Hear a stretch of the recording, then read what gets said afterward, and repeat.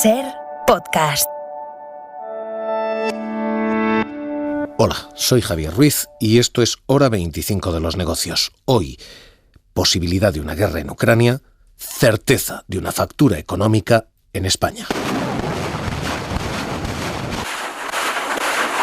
Es el sonido de las maniobras militares de Rusia, es el sonido de los tambores de guerra en Ucrania.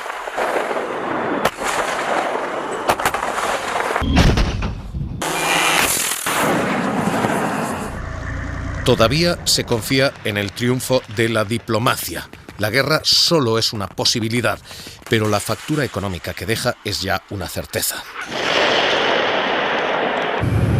Y esa guerra, dice Jake Sullivan, dice Estados Unidos, puede empezar en cualquier minuto. Major military action could begin by Russia in Ukraine any day now. That includes this coming week before the end of the Olympics.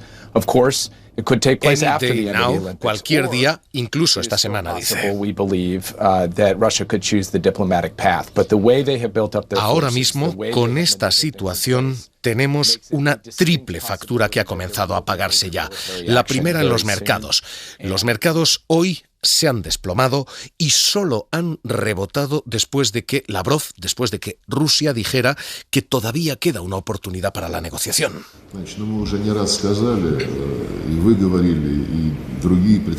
Que siempre hay una oportunidad para la paz, decía, y que es posible considerar un camino hacia adelante. Pero lo cierto es que esa factura se ha pagado ya en términos de mercados. Hoy nuestras bolsas se han hundido, se han ligeramente aliviado después, pero estamos pagando ya un precio en volatilidad, en nerviosismo absoluto. Y esta es la primera factura que pagamos. La segunda es la de prima de riesgo y ha comenzado a dispararse, también la española. La posibilidad de que se busque refugio en los bonos alemanes, en los bonos más seguros, perjudica al resto de países más expuestos al riesgo, entre otros España. Así que nuestra segunda factura es una factura soberana, se paga en precios de deuda. Y hay una tercera factura más, y esa tercera factura es económica, en términos de energía. Y ahora mismo todo está pendiente de un parte de guerra al que hemos pedido actualización y última hora a Pablo Morán, el jefe de la sección de internacional de la cadena SER. Pablo, ¿qué tal? Muy buenas noches. Buenas noches, Javier. La tensión se ha disparado ante la falta de resultados claros a tanto esfuerzo diplomático que busca un gesto de desescalada militar por parte de Rusia. Eso no ha ocurrido y Occidente teme más que nunca que Putin repita el patrón de la invasión de Crimea de 2014. La desconfianza es total, hasta el punto de que Estados Unidos ha filtrado un supuesto plan ruso para un inminente ataque aéreo a Ucrania. Una información a la que el ministro José Manuel Álvarez daba credibilidad esta mañana. El hecho de que un aliado cuyos medios es muy superior a cualquiera de nosotros ha hecho que modifiquemos las recomendaciones de viaje y hayamos aconsejado a nuestros ciudadanos abandonar el país temporalmente. Nos tomamos, por supuesto, esa amenaza como muy seria. Kiev ha dejado claro hoy que no va a renunciar a lo que tanto preocupa a Putin, que es su ingreso en la OTAN. Un embajador lo ha sugerido y la reacción del gobierno de Ucrania ha sido fulminante. Las posiciones de fondo, por tanto, siguen igual, aunque este lunes ha parecido ser Moscú quien mantenía viva la vía del diálogo. Es la apuesta que ha verbalizado Putin y su ministro de Exteriores en una reunión televisada. Mañana llega el canciller Olaf Scholz a Moscú, dice que va a intentar comprender mejor las preocupaciones del Kremlin y llega muy dependiente, como sabéis, del gas que viene de allí, de Rusia. Este es el parte de guerra física. Hay un parte de guerra también económica, pendiente de un hombre, Olaf Scholz, el canciller alemán, que mañana acude a Moscú. ¿Por qué una guerra económica? Porque además de amasar fuerzas militares a los dos lados de esa frontera de Ucrania, además los distintos contendientes están amasando dinero, mucho. Scholz ha anunciado hoy que Alemania va a dar otros 150 millones de euros a Ucrania. Son 150 millones más que los que ya estaban previstos este año. Alemania ha dado ya 2.000 millones en ayuda económica a Ucrania desde el año 2014 y la Unión Europea, von der Leyen, ha dicho que esa ayuda también de la Unión Europea va a continuar.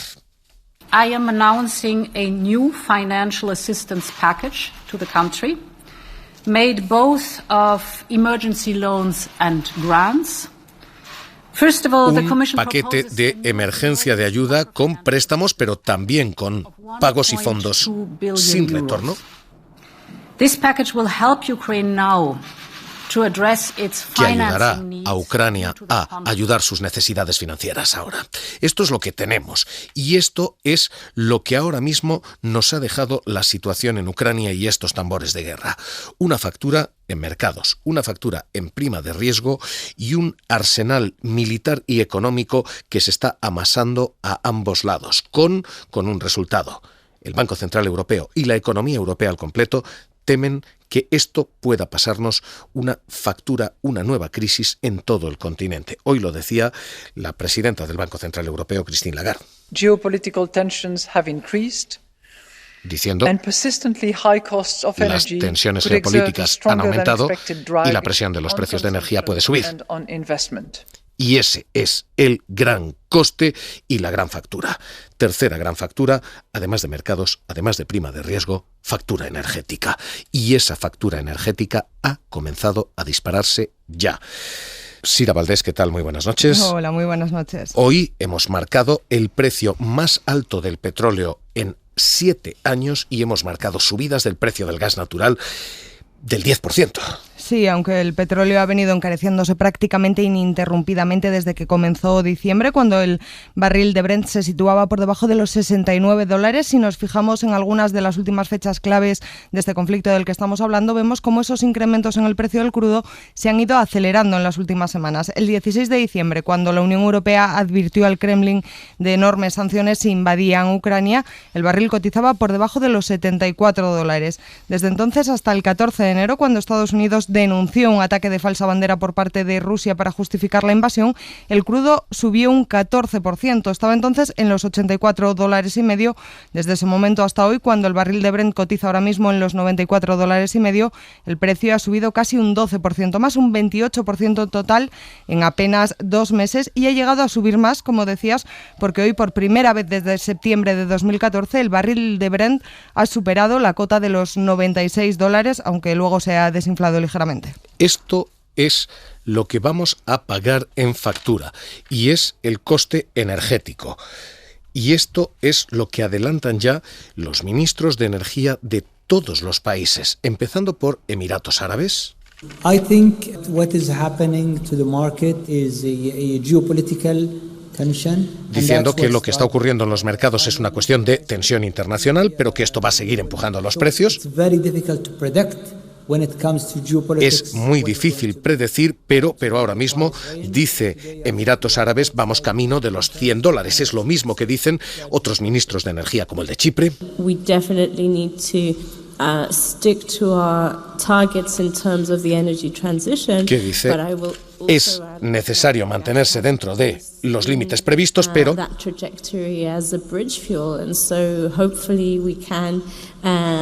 los precios siguen subiendo. Y Egipto, por ejemplo, dice también, no terminaremos de ver muy pronto Brent a los $100.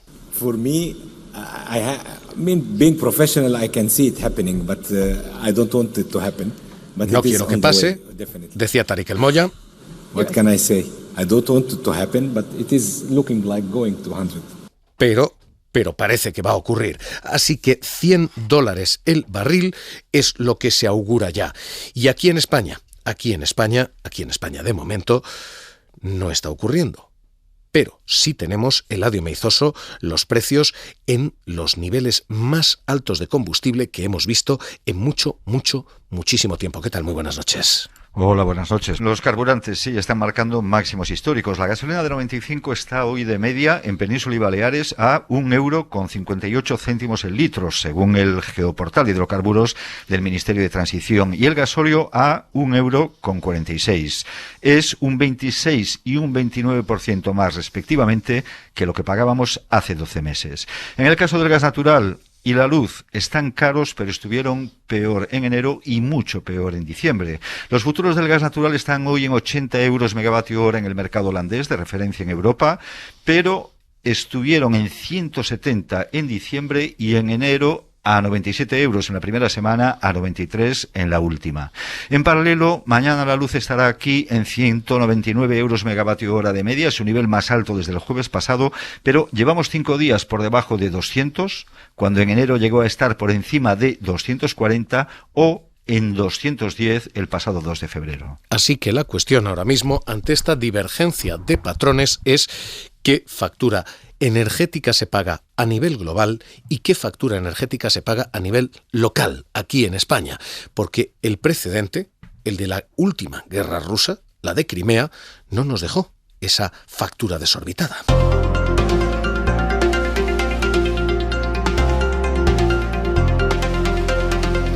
Y esa sigue siendo la clave de bóveda a la que el gobierno aferra sus previsiones. Hoy lo ha hecho la ministra Rivera, diciendo España no tiene los problemas de suministro que tiene Alemania, nuestro gas no viene de Rusia, nuestro gas viene del Magreb y, por tanto, nuestra factura aquí no tiene que ser tan alta, dice la ministra Rivera. Rusia no es un proveedor, no es un suministrador importante para la península ibérica. Nuestra capacidad de regasificación es tan notable que la combinación del gasoducto con Argelia y la posibilidad de traer barcos con gas natural licuado nos permite garantizar nuestro suministro, pero como digo, probablemente tendremos turbulencias de precios. Y aquí la clave es qué ocurrió con el mercado del petróleo y qué ocurrió con el mercado del gas, qué ha pasado en materia de factura energética en la anterior crisis, en la guerra de Crimea, y qué ha pasado, Sira. Pues cayeron los precios. Si tomamos como referencia aquella situación, el 27 de febrero de 2014, grupos armados prorrusos tomaron los aeropuertos de Sebastopol y Simferopol y el Parlamento de Crimea, en lo que Kiev calificó de acto de invasión armada. En aquel momento, el petróleo del Brent el día anterior cotizaba al cierre en los $109,5, $109,5. 20 días después, el 18 de marzo, el Kremlin anunciaba la anexión de Crimea, terminaba aquella situación. Ese día el Brent cerró en los $105,85, es decir, había bajado un 3,5% menos, con lo cual en aquel momento, en 2014, el petróleo podemos decir que bajó. Ahora mismo la pregunta aquí es cuál va a ser la factura de una guerra que no ha empezado, pero que sí nos deja ya un coste económico que pagar.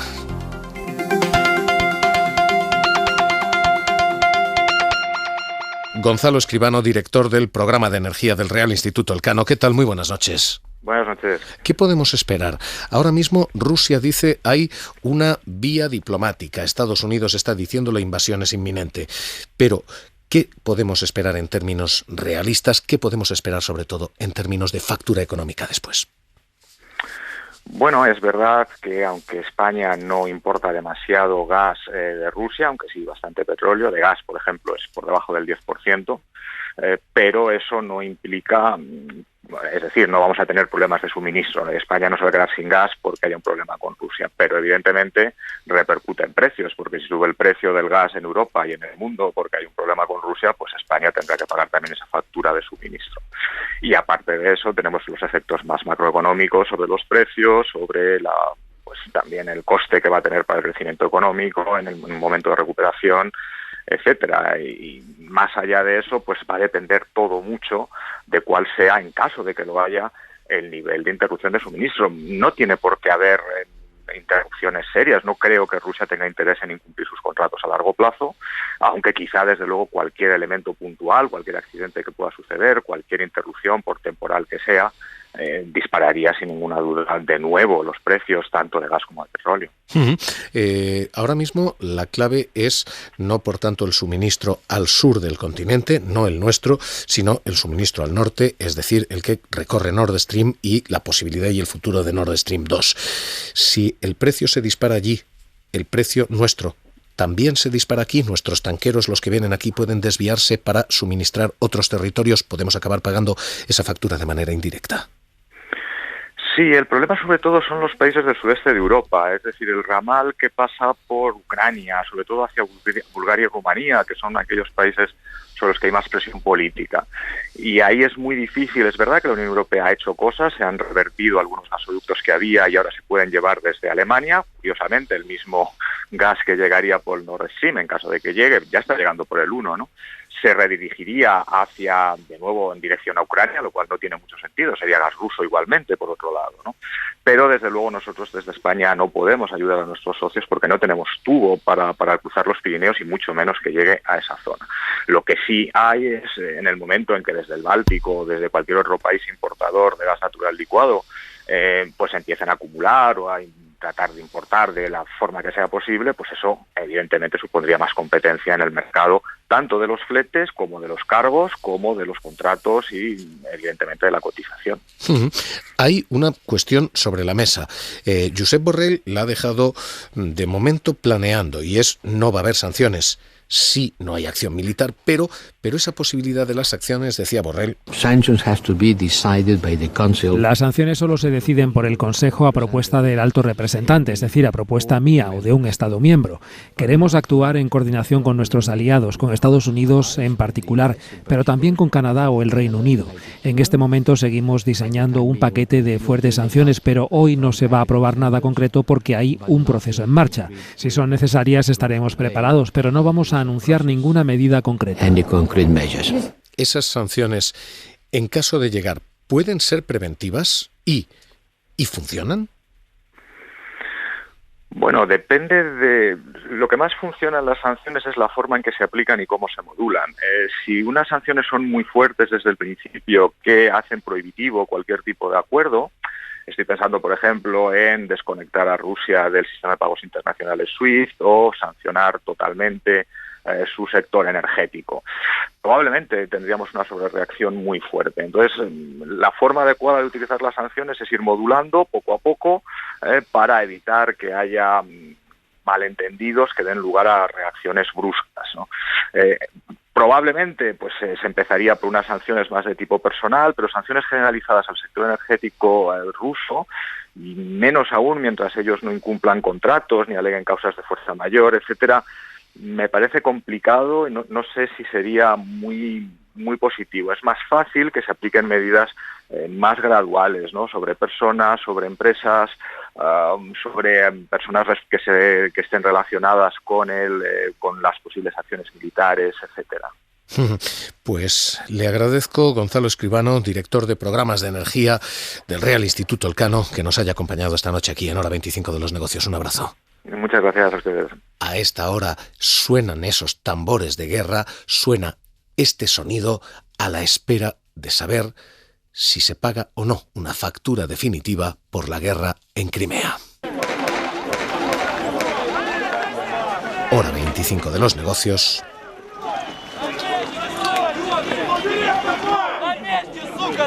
Seguimos.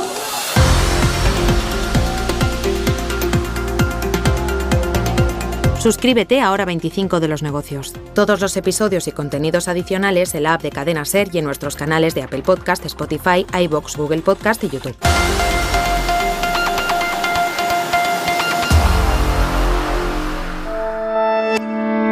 Cadena SER. La radio.